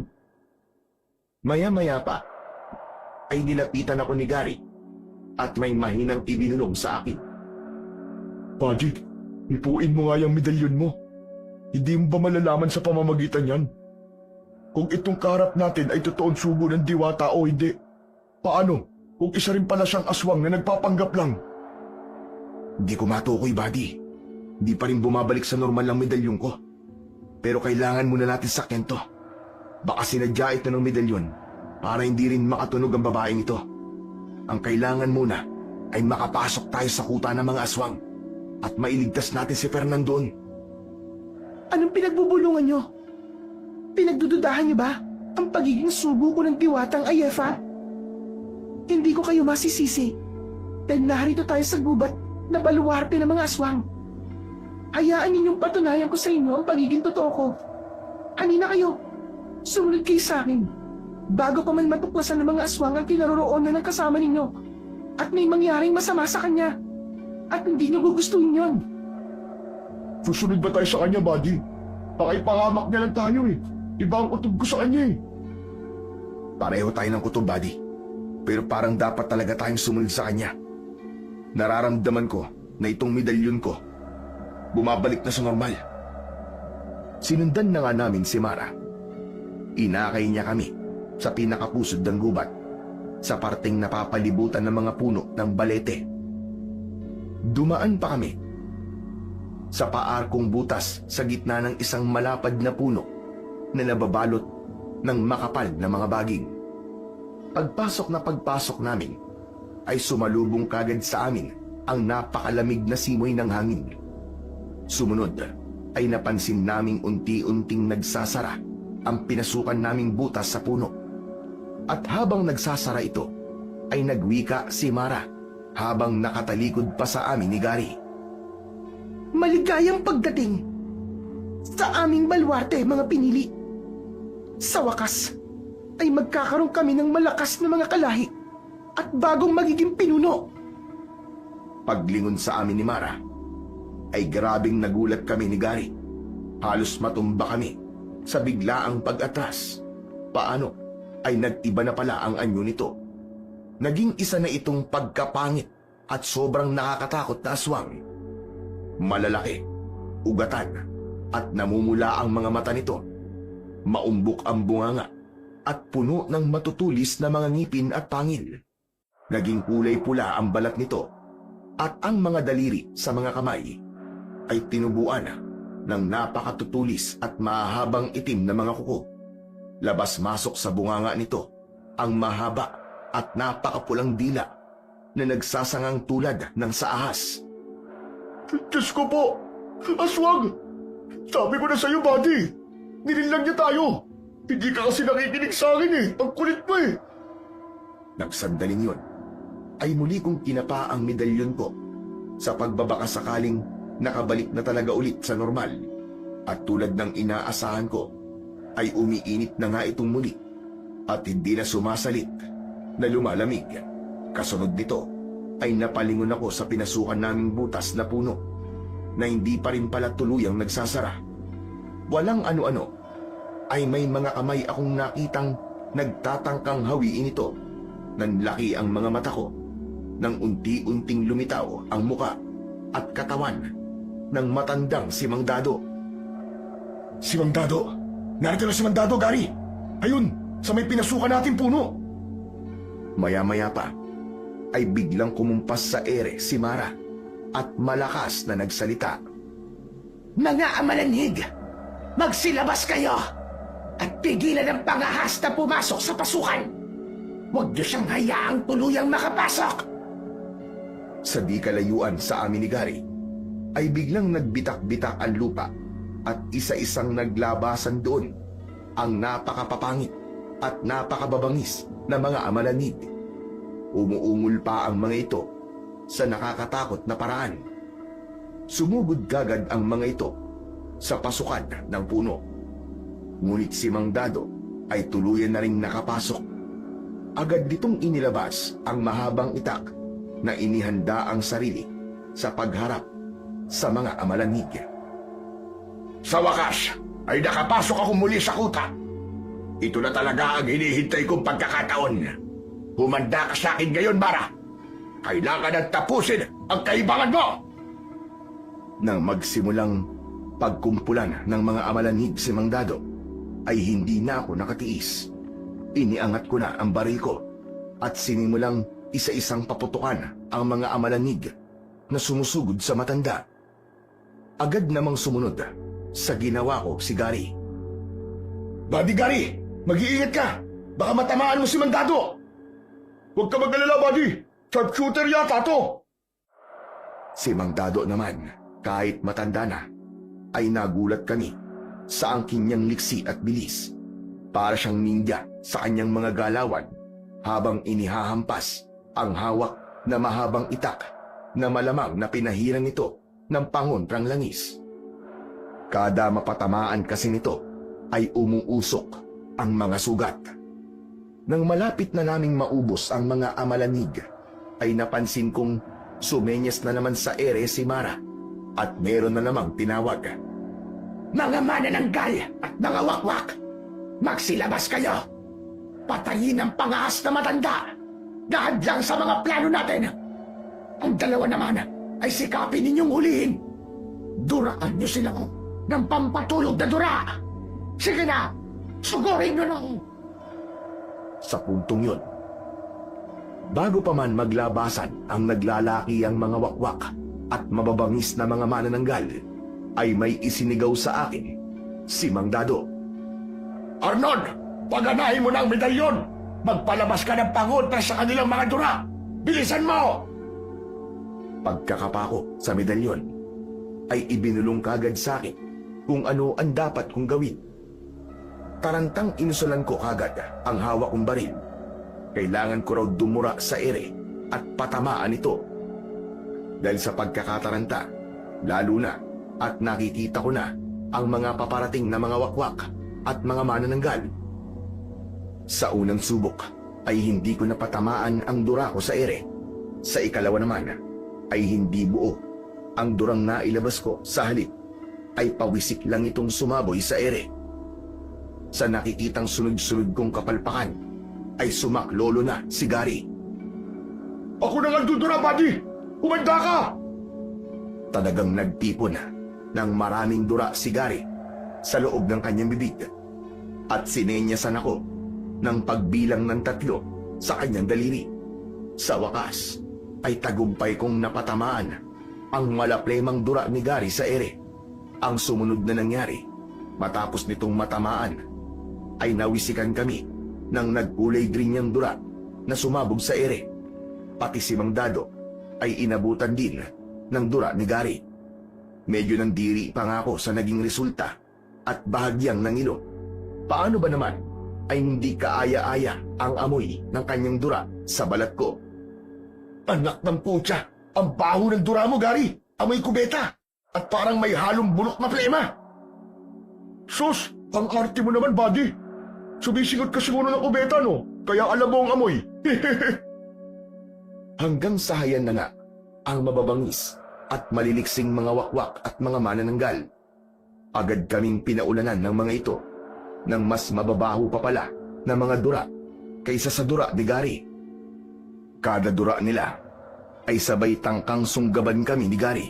Si Mang Dado naman ay sinasabayan nila ng damba, ng kalmot at patama ng matatalas na mga parte ng kanilang mga pakpak. Pero hindi rin sila nanaig sa kakaibang lakas at liksi ni Mang Dado. Isa-isa silang lumagapak sa lupa, nagutay-gutay ang mga katawan. Naubos din ang mga aswang na sumugod sa amin ni Gary dahil sa mga baril naming hindi nauubusan ng bala. Hanggang sa hinarap na ni Mang Dado si Mara. Mara! Tumigil ka na sa kaibangan mo ito! Sumama ka na sa akin!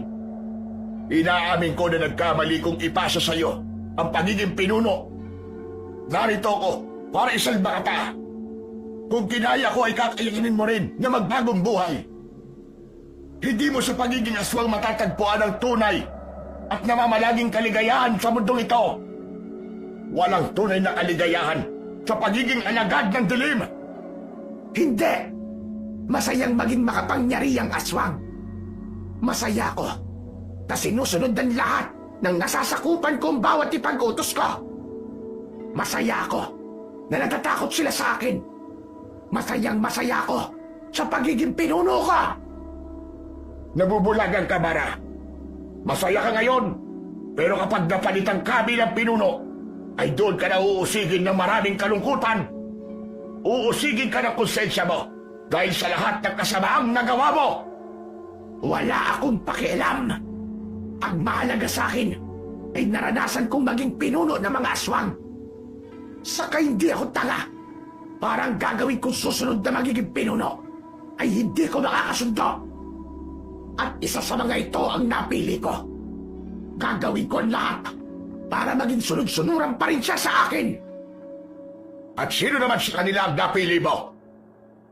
Habang nagpapalitan ng dialogo, ang hindi namin akalain ni Gary na mag-ama pala ay palihim kong kinukonsulta ang medalyon ko. Doon naman nasagot sa akin ang iba ko pang mga tanong tungkol sa totoong pagkatao ng matanda na si Mang Dado. Nalaman ko rin ang totoong pinagmulan ng mga aswang na nagkukutanga sa gubat na kinaroroonan namin. Hindi pala sila natural na mga aswang. Naging mga aswang lang sila dahil sa isang ritual ng masamang mangkukulam at nasangkot ang isang demonyo. Espiritu ng demonyo ang gumawa sa kanila na mga aswang.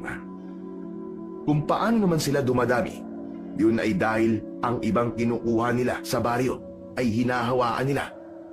Sila rin ang pumipili kung anong klaseng aswang ang gusto nilang maging. Si Mang Dado ay dating isang pinunong gabunan.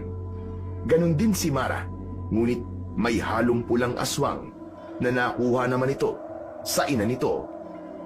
Si Mang Dado ay tumiwalag sa pagiging aswang at isinalin ang pagiging pinuno kay Mara. Tinangka siyang tugisin ng mga aswang pero nagtago siya sa malayong lugar. Minabuti niyang maging isang manunubis kalaunan at nag-ensayo sa loob ng mahabang panahon bago muling nagbalik sa baryo Sinudlong para isagawa ang nabuong plano at yun nga ay ang talunin ang mga aswang, buwagin ang kanilang sistema ng pagpaparagi at ibalik sa normal ang lahat hanggat posible. Kaya naman, nalikha ang pasokang arko sa katawan ng isang malapad na puno ay para pigilan ang mga tumiwalag na muling makapasok. Binabantayan ito ng mga amalanig. Makakapasok lang siya sa pamamagitan ng pagsabay sa kung sino mang tatangkain ni Mara na papasukin para gawing bagong aswang o pinuno. At yun ay natsyempuan niya dahil sa amin ni Gary at udyok na rin ng mutyang sumanib sa medalyon ko. Ito pala mismo ang nagsilbing parang tracker ni Mang Dado para makatsyempo. Bago pa makasagot si Mara sa tanong ni Mang Dado, ay hinarap ko muna ang matanda. Nagsinungaling kayo sa akin, Mang Dado. Kilala niyo pala ang pinuno ng mga aswang at anak niyo pala mismo. Ngunit tumangulang si Mang Dado na medyo malungkot. Sinadya ko magsinungaling. At alam kong ibinunyag rin sa'yo ng medalyon mo ang totoong intensyon ko. Gusto ko lang iligtas si Mara at ibalik siya sa normal. Huwag ka nang umasa, tanda. Saka matagal na kitang itinakwil bilang ama.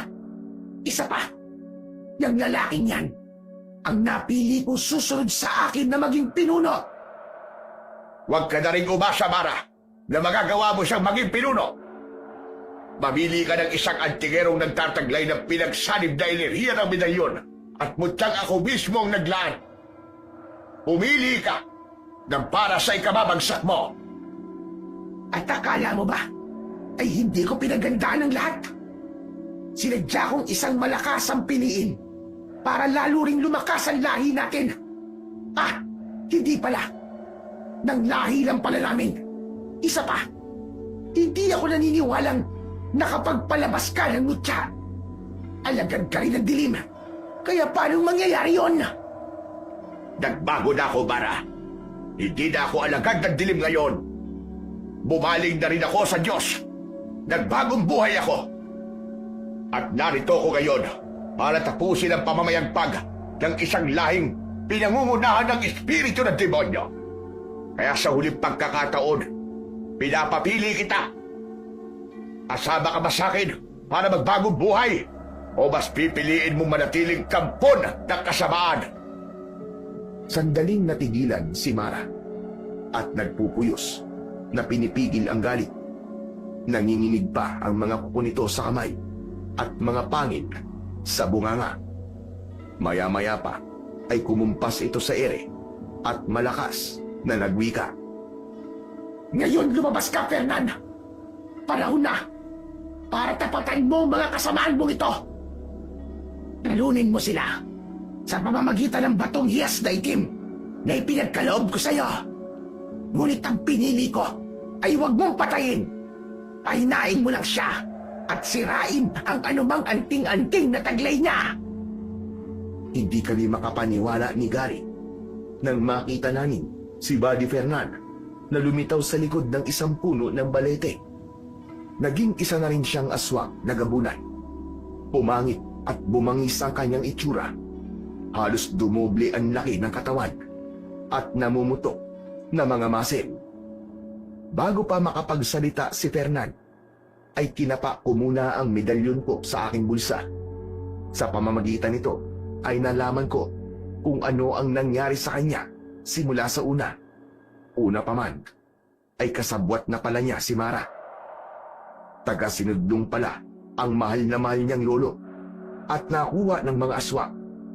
Gusto niyang mabawi ang lolo niya, kaya nakiusap siya kay Mara na bilang kapalit ng kalayaan ng kanyang lolo, ay gagawin niya ang lahat ng anumang iuutos sa kanya ni Mara.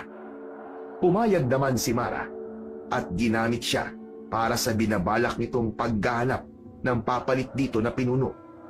Sa pamamagitan ni Fernan, ay nalaman ito ang tungkol sa akin. Noon pa man pala, ay alam na ni Fernan na isa kong antingero. Dihim pala niyang inaalam ang totoong background ko. Noon, ay hindi ko siya maramdaman na isang banta dahil hindi pa naman siya ginagawang aswang ni Mara. Si Mara ay nangako rin pala na matapos ang misyon ni Fernan na maipasok ako sa kuta, ay bibigyan siya ng espesyal na kapangyarihan at gagawing isang malakas na aswang na sasambahin ng kanilang mga kalay. Bagay na labis na ikinatuwa ni Fernan. Humanda kayo ngayon sa akin. Ikaw, Arnon. Pasensya na. Pero kailangan ko itong gawin. Kung ako sa'yo, tumuo ka na lang kung ayaw mong tirisin ko si Nagkari at Mandado. Umanib ka na lang sa amin, maging susunod na makapangyarihang pinuno ng mga aswang. Ito pa ang isang dahilan kung bakit mas mabuting umanib ka na lang sa amin. Malakas ang taglay kong batong itim. May espiritu to mismo ng demonyo. Hindi. Kahit kailan hindi ako aanib sa kasamaan. At ikaw, mali na umanib ka sa kanila, Fernan.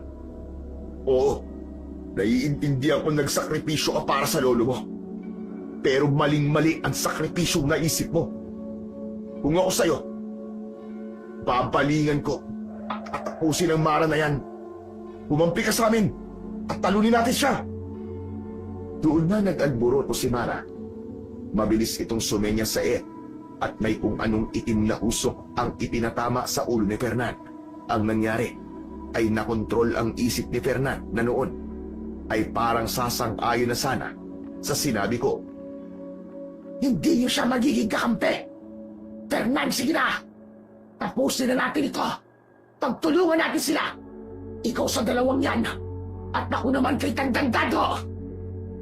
Muli na namang sumenya si Mara sa ere at tinawag naman at pinalabas ang iba pang mga aswang na nagtatago sa paligid ko. Iba't ibang klase ng mga aswang na may iba't ibang mga kakayahan. Arnon, kaya ba natin ang lahat ng to? Diyos ko po, dito na yata tayo mamamatay! Arnon, ang medalyon mo! Paganahin mo na, madali ka!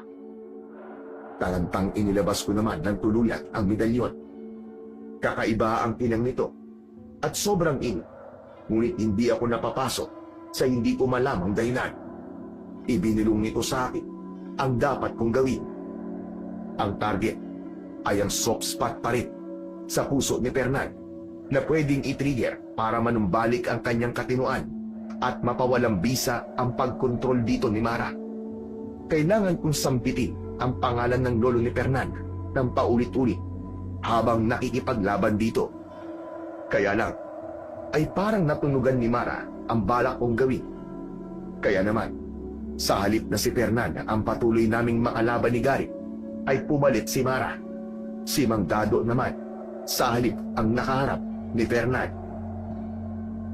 Nang makaharap ko naman si Mara at makipagpalitan dito ng putok ng baril at tulos ng jungle bolo na maliksi naman itong naiiwasan, at matapos matamaan naman ako ng ilang mga kalmot nito, ay may nasagap dito ang medalyon ko. Agad ditong bumulong sa akin. Nalaman ko ang isang lihim sa pagkatao nito na pwedeng gamitin soft spot para mapasuko ito. Kaya naman, habang tumitindi ang pakikipaglaban ko rito, ay inihayag ko rito ang lihim na yon. Mara, makinig ka! Alam mo bang hindi ka totoong anak ni Mandado? Inakulang niya ang pagbubuntis ng iyong ina nang mamatay ang tunay mong ama. Gusto lang niyang lumaki kang may kikilalanin pa ring ama. At ngayon, ay gusto ka rin niyang isalba at manumbalik sa dati. Ganong ka totoong minahal ni Mandado. Kahit hindi ka niya totoong kadugo. Sa sinabi kong yun, ay biglang natigilan si Mara. Hindi totoo yan! Nililinlang mo lang ako! Hindi totoo yan! Bakit hindi mo tanungin mismo si Mandado? Sininyasan ko si Mang Dado at nagpalitkan ng posisyon. Si Mang Dado na ulit ang kaharap ni Mara. Ako naman ay si Fernan. Doon ko naman sinamantalang isagawa ang dapat kong gawin kay Fernan. Fernan, ano ka ba? Tumigil ka na! Para kay Lolo Temong mo. Tigil na natin to. Si Lolo Temong na pinakamamahal mo. Sa palagay mo ba? Kapag nalaman to ni Lolo Temong ay matutuwa siya. Kapag nalaman niya na umanib ka sa kasamaan para lamang iligtas ang buhay niya, kikilalanin pa kaya niya ang sakripisyo mo? Biglang tumigil si Fernan at umungol na sila po ang biglang sumakit na ulo. Senyales na umepekto rito ang mga sinabi ko hanggang sa nanumbalik ang katinuan nito. Maya-maya ay napaiyak itong napatitig sa akin. Bumalong ang masaganang luha sa mga mata nito. Ang Lolo Temong ko. Patawad, Lolo Temong. Patawarin mo ko sa nagawa ko. Mapapatawad ka niya, Fernan, kung manunumbalik ka at sisirain mo ang batong hiyas na itim na nasa'yo. Ora mismo ay ginawa ni Fernan. Pinalabas nito sa bunganga ang itim na bato at dinurog gamit ang malaking batong pinulot niya sa isang tabi. Sumingaw mula sa nadurog na bato ang itim na usok na hugis demonyo at mabilis na tumakas palayo at nagtago sa mga puno. Samantala, pagbaling namin kina Mang Dado at Mara, ay hindi na rin naglalaban ang mga ito. Ang ilang mga aswang naman ay isa-isang nangatumba at nangawalan ng malay. Naging abo ang iba, samantalang ang iba na mga bagong aswang pa lang ay nanumbalik sa pagiging tao. Doon natapos ang laban namin sa mga aswang. Sakto pang nahawi ang mga ulap sa kalangitan at inilantad ang bilog na buwan. Nanumbalik si Mara at todo iyak na nakayakap kay Mang Dado. Si Fernandel ay iyak ng iyak. Mahigpit namin siyang niyakap ni Gary. Hindi pala lahat ng mga aswang, Sir Blair, ay likas na mga aswang. Ang ilan ay inugitan ng espiritu ng demonyo tulad ng nangyari sa mga aswang sa baryo Sinudlo. Sa ngayon ay maunlad na ang baryong yon at hindi na sinasalot pa ng mga aswang. Ang nangyari rin ay pinanatili naming sikreto at itinuring na lang na isang bangungot na dapat nang kalimutan. Matapos ang labang yon, Sir Blair, siyempre ay ipinagdiwang naming magkakabagi ang tagumpay namin. Siyempre ay inimbitahan din namin si Mang Dado. Nag-inuman kami isang gabi. Buddy Arnon, maraming salamat talaga sa pagliligtas at panunumbalik mo sa akin. Salamat din at narealize kong mali ang nagawa kong desisyon nun na magpagamit kay Mara. Pasensya na rin kung natukso ko dahil sa alok na maging makapangyarihan. Ang totoo kasi niyan, buddy, nainggit talaga ako sa'yo nun nung makita ko ang mutyang ibinigay sa'yo ni Mang Dado. Mang Dado, patawad din po pala sa inyo at salamat din po sa malaking ambag ninyo para matalo ang mga aswang. Nako, wala yun, iyo. Dito talaga kayo kay Arnon dapat na magpasalamat. Naging katulong lang niya ako. Mas malaki ang naging papel niya sa tagumpay natin laban sa mga aswang. Wala pong ganun, Mang Dado. Ang totoo po, lahat po tayo ay may pantay-pantay na naging papel. Isipin niyo na lang po nakatulong din naman po ang naging maling desisyon ni Fernan. Kaya natalo natin ang espiritu ng demonyo. Nagpapasa-pasaan pa kayo. Ako na lang ang pinakamalaking naging papel para hindi na kayo magtalo. Tapos ang usapan. At ano naman ang malaki mo naging papel? Ang hindi maniwala sa aswang? Pero ngayon ay naniniwala na, ganun ba? Pwede, pero hindi lang yun. Palibasa kasi hindi mo naabutan yung mahiwaga akong dura eh. Sige nga, Buddy Arnon, ikwento mo nga sa inayupak na to ng magtanda. At natatawa ko namang ikiniwento kay Fernan ang nakakadiring pangyayaring yun. O di ba? Kung hindi pa sa mahiwaga akong dura, ay tiyak ang pagkatalo namin sa mga wakwak at manananggal. Ano, Fernan? Bilib ka na ba sa akin ngayon? Oo na, sige na. Bilib na ako sa'yo. Sa mga aswang ba? Bilib ka na rin ba sa kanila? Na totoo talaga sila? Oo na. Kasi ba naman, naging isa ka pa sa kanila eh. Sobrang pangit mo nga eh. Saan yung aswang mo? Para kang pinaghalo-halong kapeng bakulaw at tikbalang eh. Aba, baka kung ikaw ang naging aswang, ay tiyak na mas grabe pa roon ang pagbumuka mo. Sa ating dalawa ay di hamak naman na mas gwapo ko sa'yo, no? Magtatalo pa sana ang dalawa nang walang ano-ano ay biglang may dumating na bisita sa kinaroroonan namin. Walang iba kundi si Chief. Talagang sinadya pa kami nito para sabihin ang pakay nito. Ako ang tinawag. Inakay ako na lumayo at masinsinang kami nag-usap. Makaraan ay kagad din itong umalis matapos paunlakan ang isang shot. Pagkaalis naman ni Chief, ay inusisa kagad ako ni na Fernan at Gary. May bago na naman tayong assignment, mga buddy. Sa Kapis. Doon tayo madidestino. Ano, sa Kapis? Yung sinasabing pugad daw ng mga aswang? Naku, mukhang mas mahirap doon, buddy ah. Ayos lang yun, buddy. Mas maganda nga yun eh. Namiss ko kasi makipaglaban sa mga aswang eh. Sobrang nakaka-enjoy kaya. Lalo na, at puro mga kamukha mo. Bugok, tapos wala ka na namang ganong may aambag. Tumigil ka, Fernan. Lahat tayo, nagkaroon ng kanya-kanyang ambag sa laban na yun. Hindi naman siya mapapasama ulit sa team natin eh, kung wala siyang ambag.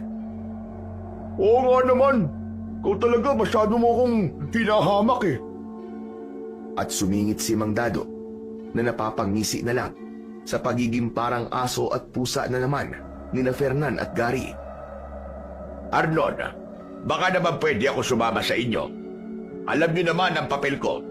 Isa na akong manunugis na mga aswang. Tsak na hindi ako mapapakali kapag hindi ako nakasama sa inyo? Naku, syempre po. Dapat po nakasama po kayo. Sabi nga po the more the merrier. Saka para kung sakali, meron kaming kwan. Anong kwan ang sinasabi mo? Hindi po kasi namin alam kung ano ang bubulaga sa amin dun Kaya yun, para po may shock absorber kami. Malutong kaming nagtawanan sa kalokohan ni Gary ng sandaling yun at nagpatuloy pa ang biroang pasaringan nila ni Fernan. Pati kami ni Mang Dado ay nakisali na rin bandang huli. Naging daan yun para lalong tumibay ang samahan namin. Opo, Sir Blair, masasabi kong hindi naging madali ang mga pinagdaanan namin sa pagkakadestino namin sa Baryo Sinidlong. Pero naging matagumpay naman at masaya ang dulo. Idagdag pang marami kaming natutunan. Isa na nga po rito yung katotohanang may likas na kasamaan sa ating lahat bilang di sakdal na mga tao. Pero lahat din naman tayo ay may soft spot, nabubukalan ng kabutihan. Minsang nasaling at napalaya. Oras na umusbong, matatalo ang puwersa ng kadiliman, at oras na bumaling tayo sa kabutihan, may pagkakataong muli tayong tanggapin ng ating Panginoong may kapal. Katulad na lamang po ng nangyari kina Fernan at Mara, bandang huli ay nanumbalik din sila at bumaling pa nga sa Panginoong Diyos. Halos linggo-linggo silang nagsisimba at ipinagpapasalamat na nakawala sila sa mga galamay ng kasamaan at kadiliman. At ngayon ay mas pinipili na nilang manatili sa tuwid na landas ng kaliwanagan at kabutihan. Hanggang dito na lamang po ang aking kwento, Sir Blair, at sana ay may natutunan po kayo na magandang aral. Sa kwentong ating napakinggan, tulad ng palagi kong sinasabi, sa mundo ng pagsubok at hamon, ang tunay na lakas ay hindi nasusukat sa kakayahan ng iisang tao, kundi sa pagkakaisa ng marami. Ang pagtutulungan ng magkakaibigan o magkakasama sa trabaho ay nagiging sandigan sa oras ng kahinaan at nagbibigay lakas sa panahon ng pag-aalinlangan. Kapag ang bawat isa ay handang magbigay, makinig at umunawa, ang dating mabigat na pasanin ay nagiging magaan. Walang imposible kapag ang puso at isipan ay nagkakaisa sa iisang layunin. Ang magtagumpay, hindi lamang para sa sarili, kundi para sa kapakanan ng lahat. Tulad na lamang ng sinasabi sa banal na kasulatan, dalawa ay mas mabuti kaysa isa, sapagkat sila'y may mabuting gantimpala sa kanilang pagpapagal. Sapagkat kung sila'y mabuwal, may babangon ng isa ang kanyang kasama. Sa diwa ng pagkakaisang ito, kahit na ano pang puwersa o pagsubok ang dumating, magiging matatag ang bawat isa, at ang kabutihan ay nangingibabaw laban sa anumang uri ng kasamaan na nais sumira sa ating samaan at sa ating bayan. Sa huli, ang tunay na tagumpay ay hindi lamang nasusukat sa narating, kundi sa kung paano nyo ito naabot. Magkakasama, nagtutulungan, at walang iniwanan.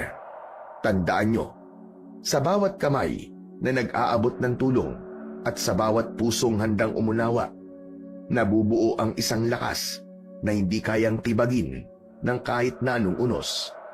Kaya manatili kayong nagkakaisa, sapagkat sa pagkakaisa, naroon ang tunay na kapangyarihan. Maraming salamat po sa walang sawa niyong pagsuporta at pakikinig sa aking mga YouTube channel.